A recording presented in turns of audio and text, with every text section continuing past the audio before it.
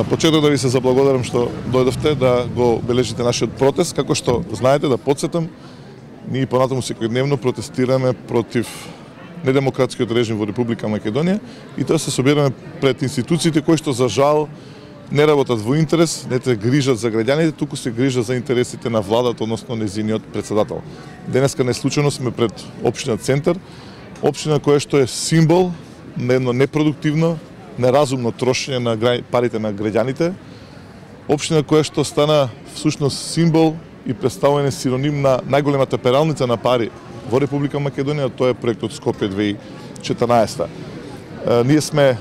против, се разбира, ова неразумно трошење и знаете дека тоа беше една од главните причини за судирот на 24 декември, кога опозицијата сакаше да го стопира ова неразумно трошење, кое што пак води кон дополнително задолжување на државата, односно дополнително трошење на парите на граѓаните. Во општина Центар власта нема што да бара, прво затоа што анкетите јасно кажуваат дека најголемиот број на граѓани не само во општина, туку и во Македонија се против проектот Скопје 2014, но и да подсетам дека на вонредните избори на 5 јуни 2011 година само СДСМ успеа да победи со 3000 гласа разлика, но ако ги додадеме и гласовите што ги освоја партиите кои што тогаш отидоа самостојно, а денеска се дел од ова моќна победничка здружена опозиција, тогаш гласовите разликата, односно изнесува 5500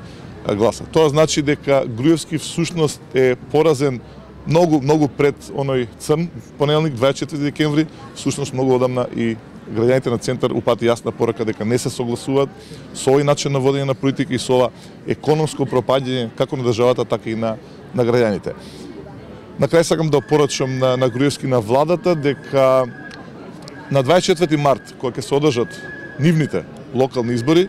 најголем проблем нема да биде бојкотот на зложената опозиција, најголем проблем за нив ќе биде бојкотот кој што граѓаните на Центар ќе им го искажат, затоа што, како што кажав и да повторам на крај,